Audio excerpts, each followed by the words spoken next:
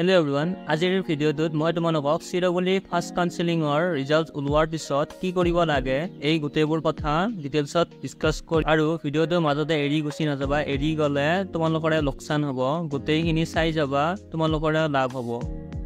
তেনেহলে ভিডিঅ'টো আৰম্ভ কৰো ওকে ফাৰ্ষ্ট আমি কথা পাতিম তোমালোকৰ ফাৰ্ষ্ট কাউন্সেলিংত সিট পোৱাৰ পিছত একসেপ্ট ৰিজেক্ট কৰিব লাগিব নে নালাগে যদি একসেপ্ট কৰি দিয়া তেতিয়া সেকেন্ড কাউন্সেলিংত বহিব পাৰিবা নে নোৱাৰিবা এইখিনি কথা ক'বলৈ আহিছো ফাৰ্ষ্ট পাৰ্টত আৰু সেকেন্ড পাৰ্টত এডমিশনৰ ওপৰত কম কেনেকৈ আৰু কোনটো সময়ৰ ভিতৰত কৰিব লাগিব এইখিনি ক'ব আহিছো সেই কাৰণে ভিডিঅ'টো সম্পূৰ্ণকৈ চাই লবা ভালদৰে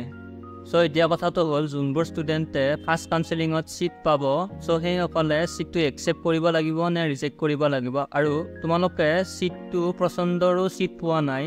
তেন্তে একসেপ্ট কৰিবা নে ৰিজেক্ট কৰিবা So yet clearly mention আছে যে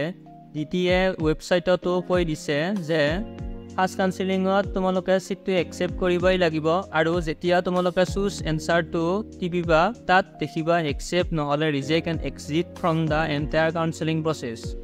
সো সেই কাৰণে যিমানে যোনবোৰ সিট পাইছা একসেপ্ট কৰি দিবা ফাৰ্ষ্ট কাউন্সেলিংতে যোনখন কলেজ সেইখনে তোমালোকৰ ফাইনেল কলেজ নহয় আৰু যিমান কাউন্সেলিং হ'ব তাত তোমাৰ আপগ্ৰেড হোৱাৰ চান্স থাকে আৰু যোৱাবাৰ ফাৰ্ষ্ট কাউন্সেলিংতে লো ৰেংকৰ ষ্টুডেন্টছ বোৰে ভাল কলেজ পাই গৈছে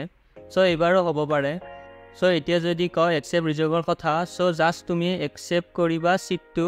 তাৰ পিছত তোমাক এখন একসেপ্টেন্স লেটাৰ দিব সেইখন তোমালোকে প্ৰিন্ট আউট কৰি সাইন মাৰি আকৌ আপলোড কৰি দিবা আৰু এখন প্ৰিন্ট আউট তোমালোকেও ৰাখি লবা এডমিশনৰ সময়ত লাগিব সো এইখিনি কৰি লবা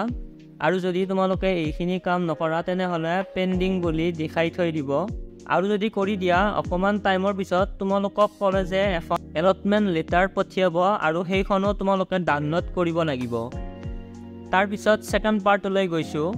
সোৱা তোমালোকৰ একসেপ্ট কৰাৰ পিছত যোনখন কলেজত সিট পোৱা তেওঁলোকে তোমাক ফিজিক্যাল ভেৰিফিকেশনৰ কাৰণে কলেজত মাতিব আৰু এটা সময় দিব তোমালোকে সেই সময়ৰ ভিতৰত যাব লাগিব দেন নোটিস ওয়াইজ কলেজত যাবা আৰু ফিজিক্যাল ভেৰিফিকেশন হ'ব দেন তোমাৰ পৰ্টেলত আপডেট হ'ব ইউ আৰ ভেৰিফাইড বুলি আৰু এডমিশন ফিজটো সবে দিব লাগিব যোৱাবাৰ 10000 আছিল এইবাৰো হিমানেই হ'ব পাৰে আৰু এইটো একবাৰেই দিব লাগিব আৰু যদি তোমালোকৰ কলেজ আপগ্ৰেড হৈ যাই থাকে তেনেহলে তোমাৰ পেমেন্টও ট্ৰান্সফাৰ হৈ যাই থাকিব আৰু যেতিয়া তোমালোক এটা সিটত ফাইনালি ফ্ৰিজ হৈ যাবা এখন কলেজত তেতিয়া তোমালোকে সেইখন কলেজত এটা এক্সট্ৰা 10% ফি দিব লাগিব আৰু যোনবোৰ ষ্টুডেণ্টে ফাৰ্ষ্ট কাউন্সেলিংতে নিজে বিচৰা কলেজত ব্ৰাঞ্চ পাই যায় সেইসকলে ফ্ৰিজ কৰি দিবা সেকেন্ড কাউন্সেলিংলৈ যাবই নালাগে ওকে বাৰু এইখিনিয়ে আছিল আৰু তোমালোকৰ কাৰণে এটা প্ৰশ্ন এৰি থৈ যাও তোমালোকে কমেন্টত এনসাৰটো জনাবা আৰু তোমালোকৰ যদি কিবা এটা ডাউট আছে ৰেংকস মাৰ্কস কাউন্সেলিংৰ ওপৰত তেনেহলে কমেন্টত জনাবা মই প্ৰতিটো কমেন্টৰ এনসাৰ দিব চেষ্টা কৰিম প্ৰশ্নটো হ'ল যেনেকুৱা জেডব্লিউত